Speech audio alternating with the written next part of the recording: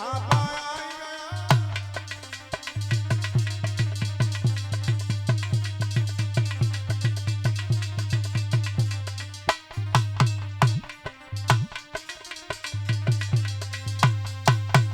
भोगों को हमने भोगा नहीं और भोगई हमें भुगताए गए। तापों को हमने तपा नहीं और तापई हमको तपा गए। सोचते रहे हम काल जीत रहे पर काल ही हमको जीत गया। और तृष्णा बूढ़ी हुई नहीं पर हमें बुढ़ापा आ गया। इंसान काल से लड़ना चाहता है। अगर कोई यूं कहे कहूं नए लड़का से लला दत्ती सो धक्का मत कहने का होश में चलो। समय बुरो चल रहा है जो इतनी मोटरसाइकिल इतनी तेज चो भैया तो जो का के तो मालूम अरे का जोकर तुम कुछ देखो दुनिया तूने कुछ देखो कल्ला न्यू है या अरे पागल है को मरवैया बताओ न्यू कह रहा हूं को मरवैया है कि भगवान बुरा मान है कि भगवान का बेचे आया लेकिन ध्यान रखना काल बड़ो ईमान है। काल बड़ो ईमान है बिनाई ना ले। जो कौआए जे गेल में तो घरे जान नहीं। बोला तासे काल को मौत को याद रखना है हमें कि मौत हमारी भी होनी है। परमात्मा से डरना है तो जिंदगी में कभी आपको ठोकर नहीं लगेगी। और परमात्मा से डरना छोड़ दिया पर काल को याद करना छोड़ दिया तो फिर याद रखना दिन थोड़े रह गए जिंदगी के आपके। हाँ उन राजा ने भोगों को नहीं भोग पाया। घोड़ा पर सवार होकर के चले पहुंचे कहां उसी मल्ला के पास। कौन से मल्ला के पास? वो मल्ला सत्यवती वाले मल्ला। उन्हीं सत्यवती को देख करके राजा शांतनु मोहित हो गए। परीक्षित जी यज्ञपति कथा को बाहर नहीं है मैं ध्यान देने की जरूरत है। सत्यवती से शादी करना चाह रहे थे तो मल्ला ने कहा महाराज बैर प्रीत भाव रिश्तेदारी यारी बोहारी जो भी है वो बराबरी तो हमारा तुम्हारा जोड़ कहां है? तुम एक देश के राजा हो और हम जाते के मल्ला। राजा की आंखों में आंखें डाल के देखा तो विचार करियो सत्यवती का फोटो नजर आया। जब सत्यवती का फोटो नजर आया तो मल्ला समझ गया।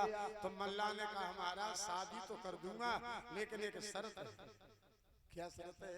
कि मेरी बेटी से जो बेटा पैदा होगा वो हस्तिनापुर की गद्दी का राजा बनेगा। राजा ने कहा ऐसा नहीं हो सकता। राजा तो हमारा गांगदेव ही बनेगा। तुम चाहो तो आधा राज दे सकता हूं तुम। मल्ला ने कहा तो ये विवाह नहीं होगा। जब नहीं होगा तो महाराज सत्यवती की याद में न रोटी खाए न कहूं जाए न कहूं बोले न डोले। अब तो जिंदा लाश बन के रहे। जब गांगदेव ने मंत्रियों से पूछा कि मंत्री हमारे बाप को कौन सी बीमारी हो गई है तो मंत्रियों ने सारा हाल बताया और कहा महाराज तुम्हारे बाप को वो मर्ज लग गई है जाकी दवा दुनिया में है ना और बाकी दवा सिर्फ मौत है। क्या मतलब? तो सुनो है प्रेम बुरी जंजीर यार जय झूठ मती जानो।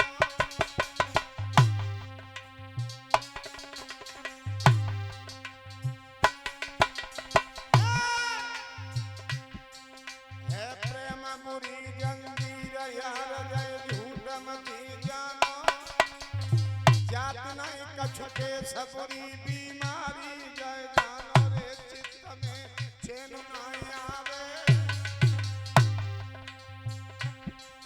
और दिन भर चिंता लगे बिन प्रेमी है तड़पा रे चित्त में चैन ना आवे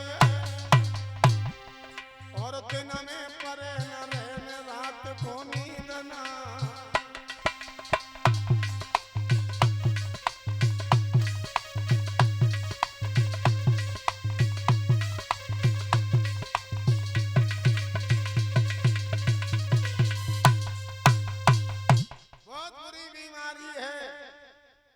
राजा ने मंत्री ने सारा हाल बताया तो बेटा गांगदेव ने मन में सोचा कि अगर आज मैं नहीं होता तो मेरे बाप का विवाह हो जाता, तो इन्हें बीमारी नहीं लगती, इन्हें कष्ट नहीं होता, और एक बेटा के होते हुए प्रति और बाप को दुखी रहना पड़े तो उस बेटा की जिंदगी बनना लग है।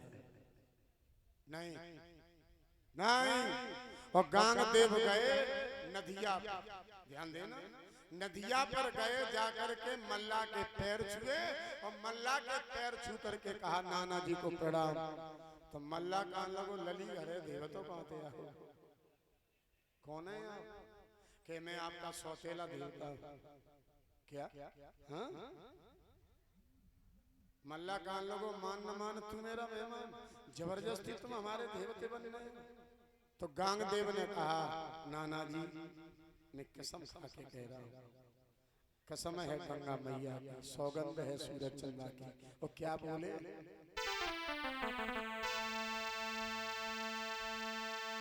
सौगंध हमें जमुना की है और गंगा माते उठाता हूँ, और चंद्रमा सूरज की कसम खा सौगंध गुरु की खाता।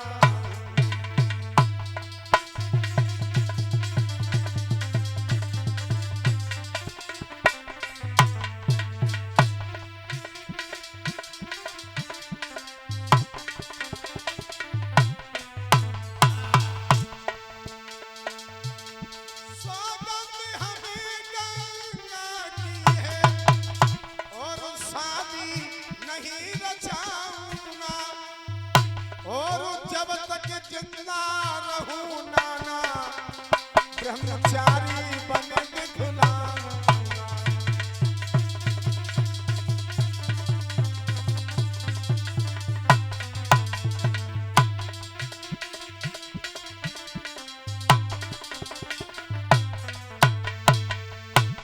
कसम है गंगा माँ की, कसम चंद्रमा सूरज की है, सौगंध अपने गुरु की है, जब तक जिंदा रहूंगा तब तक ब्रह्मचारी बन के रहूंगा, हस्तिनापुर की गद्दी का रक्षक बन के रहूंगा, न कर राजा बन के रहूं। तुम शादी मेरे बाप के साथ अपनी बेटी की कर दो। ध्यान देना, एक बाप की खुशी के लिए लला ने अपनी जिंदगी में आंच लगाई है। कथा में ये मिलता है, कोई सी कथा ले लो, कोई कथा ऐसी नहीं है जिसमें हमें कुछ न कुछ मिले। ये हमारी नौजवान पीढ़ी के लिए कथा है कि बाप की खुशी के लिए बेटा ने अपनी जिंदगी में आग लगा दी। बहन जी, ओ जी, ज्यादा कष्ट हुआ का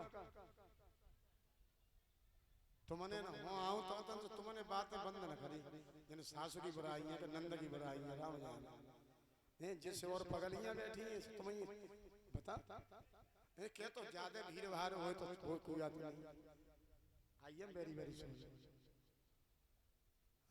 अच्छा लगे तो बैठो, और बतलाना हो तो बता, निकल जाओ नीम के नीचे आराम से बतला। अरे गोविंद जय जय बोलो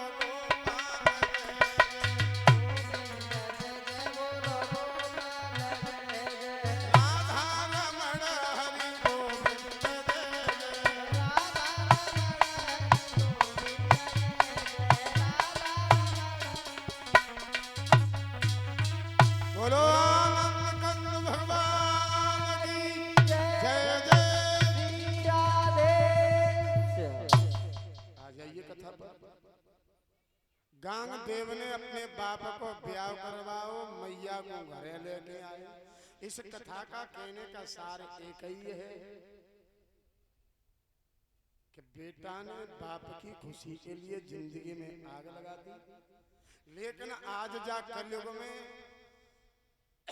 बेटा अपनी खुशी के लिए बाप को गलो तो दबा सकते, पर बाप के लिए अपना नहीं। अब आप लोग सोच रहे होंगे शास्त्री जी ये क्या मामला है, तो हम आपको उदाहरण भी बताएंगे। जहाँ दुनिया में ललाएं चार प्रकार की, चार प्रकार। पहला है उदासीन, दूसरा है ऋण अनुबंधी पुत्र, तीसरा है शत्रु पुत्र और चौथा है सेवक पुत्र। उदासीन कौन सा जानते हो? जोनो ब्याह न भहो तो अम्मा काका के संग रहे, और जो लला को ब्याह भहो घर में आ गई सलो फिर क्या करेगी मलो। ध्यान देना मेरी बात में मासा। जा अम्मा ने 9 महीना पेट में धरो, मलमूत्र साफ करे, सफाई करी, पढ़ाओ लिखाओ, बड़ो करो, नौकरी लगाई, और ता मैया की बात पे देखो ध्यान देना, ताने अपो लला ना पढ़ाए पाओ, और जो बे आई कारे मुड़वाई बने एक ही रात में फर्स्ट क्लास की मार्ग सीट और तीसरी पकड़ जाए। फिर वो सीधे बात न कर, मैं बलीपुर की बात न कर रहा, नंजन की घोषणा नंजन की कोई बात नहीं। हाँ, एक ही रात में फर्स्ट क्लास की मार्ग सीट पकड़ी मिलते। जोनो अम्मा काका के संग है ब्याह न भहो तब तक, और जो ब्याह भहो सोई मामला खत्म है। वे होते हैं उदासीन। ऋण अनुबंधी पुत्र, ऋण माने कर्जा, अनुबंधी माने खाके आया पिछला। जिसका कर्जा खाके आए वो आपके घर आया बेटा के रूप में, और बेटा के रूप में आया, आकर के बीमार पड़ गया। जितना कर्जा था 1 लाख 2 लाख 10 लाख मासा, उतना हॉस्पिटल में खर्च करवा के चला गया, फिर भी वो तुम्हारा वो है ऋण अनुबंधी पुत्र। तीसरा है शत्रु पुत्र। शत्रु मतलब दुश्मन। पैदा भहो बड़ो भहो 20-25 साल को भहो, सोई ऐसी पनेटिया कटवाई 5 वाली, और गांठे फाटे छील के तेल फेल पे आएगी, और जो बाप ने कछु कही सो दो दही पीते में तो चले गए पर रखा था। फिर कह रहे हो भैया हमारा लला फला कछु ना है, हमारा तो दुश्मन पैदा हुआ। वो दुश्मन नहीं है, कब का? पिछले जन्म।